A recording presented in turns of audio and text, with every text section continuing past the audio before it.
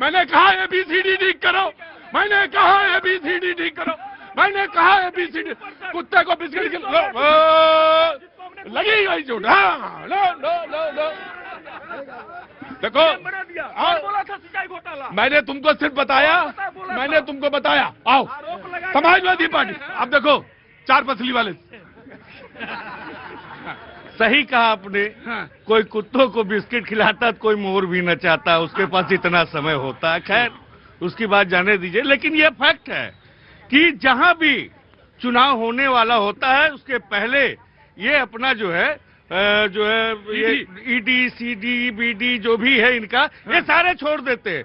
इन्होंने पूरे सरकारी संस्थाओं का अपराधीकरण किया है। क्लियर जानिए, क्योंकि जो ये सरकारी एजेंसियां होती हैं वो किस लिए बनी होती है, लेकिन उनका उपयोग आज की तारीख में क्या हो रहा है, कैसे हो रहा है। लीक कह रहे थे, अरे लीक से तो इनका बड़ा पुराना नाता। आप उत्तर प्रदेश के अंदर देखिए ना, अभी प्रोफेसर की भर्ती का जो है पर्चा लीक कर दिया गया।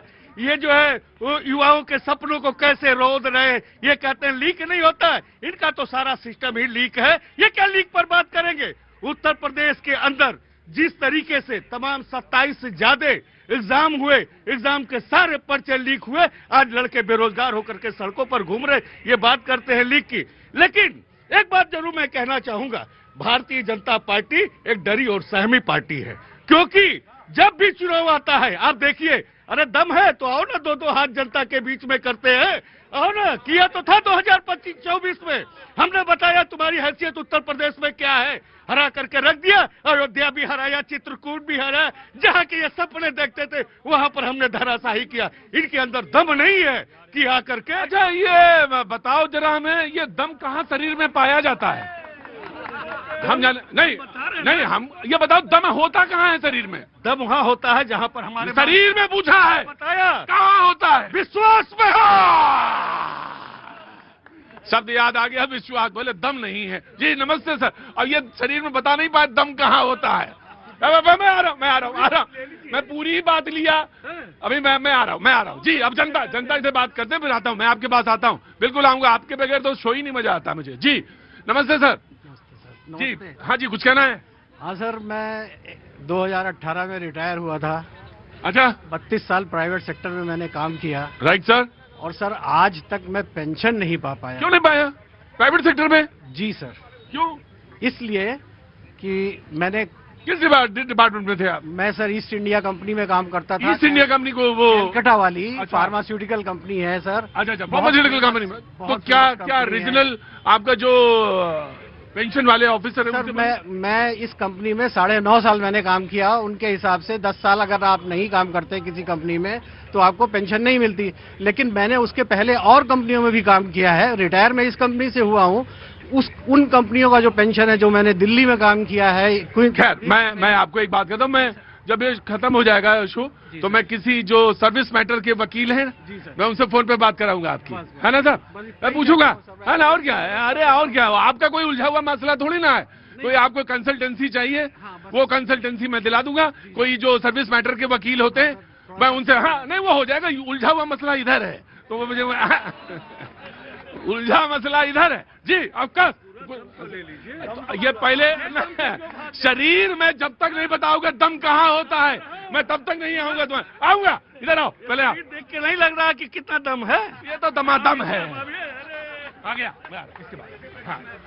लोकतंत्र को कुचलते हुए उसे बचाने का दम कैसे भरा जाता है, ये पश्चिम बंगाल में ममता बनर्जी दी ने बहुत अच्छे से पूरे देश को दिखा दिया। जिस लोकतंत्र और संविधान को बचाने की बात करती हैं, एक न्यायिक प्रक्रिया हो रही है, एक संस्था जाकर के अपना काम कर रही है, वहां मनी लॉन्ड्रिंग में जितने भी काला धन है उसको पकड़ने का काम कर रही है, तो ये पहुंच जाती है। छापा कहां पड़ा? आईपैक के दफ्तर पे। लेकिन लगा ऐसे जैसे टीएमसी के दफ्तर पे छापा पड़ गया कि ममता दीदी के घर पे। वो ये कह रहे हैं कि हमारे दस्तावेज वहां रखे हुए थे। दूसरा ये कहा कि 7 साल पुराना मसला है, एकदम से वो चुनाव के नजदीक आपने फिर से फाइल गरम कर दी। फाइल गरम क्या कर दी? भारत ने देखा है कि यहाँ न्यायिक प्रक्रिया कितनी फास्ट चलती है। न्यायिक प्रक्रिया भारत में बहुत स्लो चलती है, वो हमने देखा है। आज ही उदाहरण लालू प्रसाद यादव का भी हमने देख लिया। आराम से तो ये नहीं कह सकते हैं कि बिहार में चुनाव है, आरोप बैनर्जी पे तय किया गया है। मामला कितना पुराना है? तो क्या कहा जाएगा कि बिहार में चुनाव है? बिहार में तो चुनाव है नहीं, बिहार में तो चुनाव अभी खत्म हुआ है। आते हैं बंगाल पर। बंगाल पे छापा पड़ा आईपैक निखिल जैन के यहाँ, और मिर्ची किसको लगती है? दर्द किसको होता है? ममता बनर्जी को। और ममता बनर्जी दी कोर्ट में कैसे साबित करेंगी कि जो फाइल लेकर के वो भागी है वो उनके पॉलिटिकल पार्टी की ही फाइल थी या कोई हेरा फेरी फाइनेंशियल डॉक्यूमेंट था? एक बात। और दूसरी बात, क्या आईपैक टीएमसी की प्राइवेट कंसल्टेंसी कंपनी है? नहीं है ना। भाजपा को भी कंसल्टेंसी दी है इस कंपनी ने, आपको भी दी है, कांग्रेस को भी दी है। तो टीएमसी ने तो अपना मुहर लगा दिया आईपैक पे। आज जो ममता दीदी ने आज कृत्य करा है कि ये हमारे लिए ही काम करती है, तो अगर धांधली होती है तो अब टीएमसी समझेगी। आ रहा हूं, बिल्कुल आ रहा हूं। एक तरफ से दूसरी बात कही गई और एक तर्क इधर से आया कि भाई अगर वो प्रक्रिया इतनी स्लो है और अगर वो न्याय प्रणाली पर बात है तो ठीक है। आज लालू प्रसाद जी पर भी केस तय हुआ, तो वहां तो कोई चुनाव नहीं है, फिर क्या कहेंगे आप? जी, बीजेपी की हताशा, फिर कर दिया बंगाल में तमाशा। अरे सरकारी एजेंसियों को आप राजनीतिक हथियार क्यों बनाते हो भाई? चुनाव लड़ो, 1 to 1 चुनाव लड़ो। जब चुनाव आते हैं आप सरकारी एजेंसियों का दुरुपयोग करते हैं। ये जो पहले इसे कहते थे केंद्रीय एजेंसी, आज से पहले हिंदुस्तान में जितनी भी एजेंसियां थी उसे सरकारी एजेंसी बोलते थे। ये बीजेपी की इकाइयां बन गई, ये बीजेपी के लिए काम करते हैं। ऐसा क्यों? अगर चुनाव है, आप दम की बात कर रहे थे समाजवादी पार्टी के साथी से, दम होता है बिना एजेंसियों के, बिना सहारा लिए इनके। जब चुनाव लड़ो, इन पे हिम्मत मत करो। आप खुद हिम्मत करो, खुद 1 to 1 लड़ो, तर्क की बात करो। इसे कहते हैं चुनाव लड़ना, इसे कहते हैं लोकतंत्र। सुन लो भैया, हाँ ऐसी बात कही। एक थे पार्थो चटर्जी साहब, ममता जी के भाई लगते थे रिश्ते में। उनके घर से नहीं, गलती हो गई, उनके गर्लफ्रेंड के घर से, अर्पिता बनर्जी के घर से करोड़ों रुपए, पूरे कमरे में कमरे, 2-2 हजार रुपए के नोट भरे थे। उसको भी तो ईडी ने लिया था। और कौन सा चुनाव था उस समय? कह रहे थे भैया चुनाव है। मेरा ये कहना है ईडी और सीबीआई को अपना काम करने दो। आप सच्चे हो तो कोर्ट में जाओ ना, आपको जाना पड़ेगा कोर्ट में। यहां कह के ये चलेगा नहीं भैया। मैं फिर से कह दे रहा हूं, वेस्ट बंगाल और बांग्लादेश में कोई ज्यादा फर्क नहीं रह गया।